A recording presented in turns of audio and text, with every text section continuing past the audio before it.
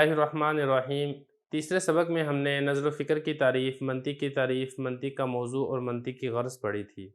सारा सबक आप तफ़सील से समझ चुके हैं। अब यहाँ पे कुछ मश्क़ी सवालात हैं जिनके जवाबात हम साबक़ा सबक की रोशनी के अंदर हल करेंगे।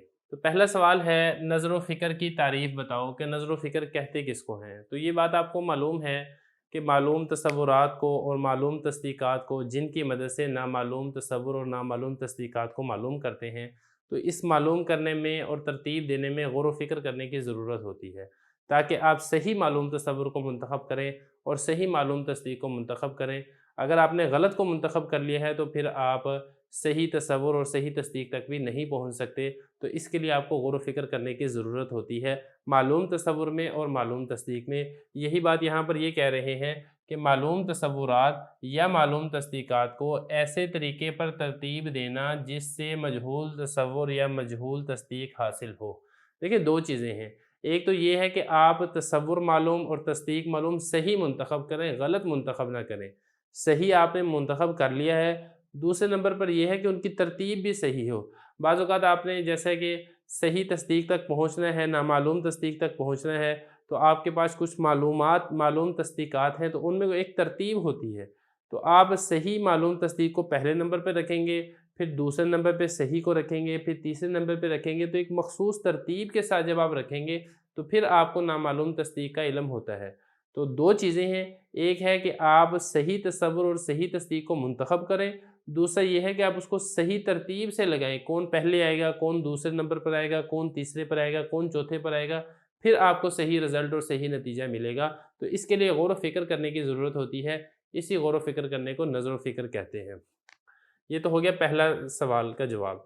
दूसरा है, मंतिक़ की तारीफ़ करो। मंतिक़ किसको कहते हैं वो बताया। मंतिक़ वो इल्म है जिससे मालूमात मजहूलात को हासिल करते वक़्त गलती से हिफाजत हो। वही बात है, जब आपने नज़र व फ़िक्र करना है, गौर व फ़िक्र करना है, मालूम तसव्वुरात को मुंतख़ब करना है, फिर आपने मजहूल तसव्वुर को मालूम करना है, तो इस गौर व फ़िक्र करने में गलती भी हो जाती है। इल्म मंतिक़ से उस गलती की इस्लाह होती है। मालूमात को हासिल करते वक़्त, मजहूलात को हासिल करते वक़्त जो इल्म आपको गलती से बचाता है, उस इल्म को इल्म मंतिक़ कहते हैं। खुलासा ये है कि आप इसको रटा लगाएँ और रटा लगाने के बाद फिर अगर आपसे सवाल पूछे जाते हैं तो आप इसको इसी तरतीब से इन्हीं अल्फ़ाज़ के साथ आप नकल कर दें। अगर आपसे वज़ाहत तलब करें तो फिर ये सारी वज़ाहत आप वहाँ पर ज़िक्र कर दें। इसके बाद 3 सवाल और हैं, वो हम इंशाअल्लाह इसके बाद ज़िक्र करते हैं।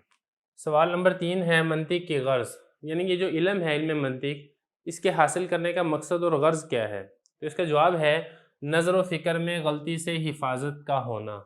यानी जो आपने गौर व फ़िक्र करके मालूम तसव्वुरात और मालूम तस्दीक़ात की मदद से नामालूम तसव्वुर और नामालूम तस्दीक़ को आपने मालूम करना है, इस गौर व फ़िक्र करने में बाज़ औक़ात गलती भी हो जाती है।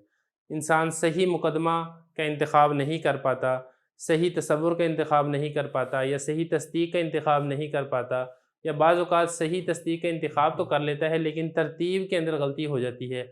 जिसको पहले लेकर आना चाहिए था उसको पहले नहीं लेकर आता, जिसको दूसरे नंबर पर लाना चाहिए था उसको तीसरे नंबर पर ले जाता है।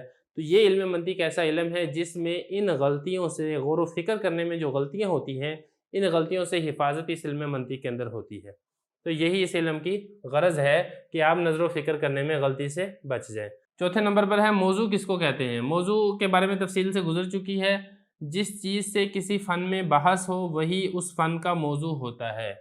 जिस फ़न के अहवाल से बहस की जाती है, किसी इल्म के अहवाल से, वही उस इल्म का मौज़ू होता है। जैसे इल्म हदीस है तो उसमें चूँकि हदीस की हालतों से बहस की जाती है, तो इल्म हदीस का मौज़ू क्या है, वो अहादीस है। इल्म तफ़सीर है, उसमें चूँकि कुरानी तफ़सीर के अहवाल से बहस की जाती है, तो कुरानी आयात और उसकी तफ़सीर, यही उस इल्म तफ़सीर का मौज़ू है। तो इसी तरह इल्म मंतिक़ का मौज़ू क्या है। इल्म मंतिक़ का मौज़ू लिखा है, वो मालूमात तसव्वुरिया और तस्दीक़िया जो मजहूलात तसव्वुरिया और तस्दीक़िया का इल्म हासिल करवा दें।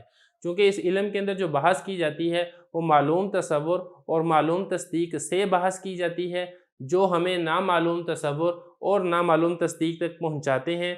लिहाजा मालूम तसव्वुर, जिसको यहाँ पे इन्होंने लिखा है मालूमात तसव्वुरिया, और मालूम तस्दीक़, जिसको यहाँ पे लिखा है मालूमात तस्दीक़िया, यही इस इल्म का मौज़ू है जिससे इस इल्म के अंदर बहस की जाती है।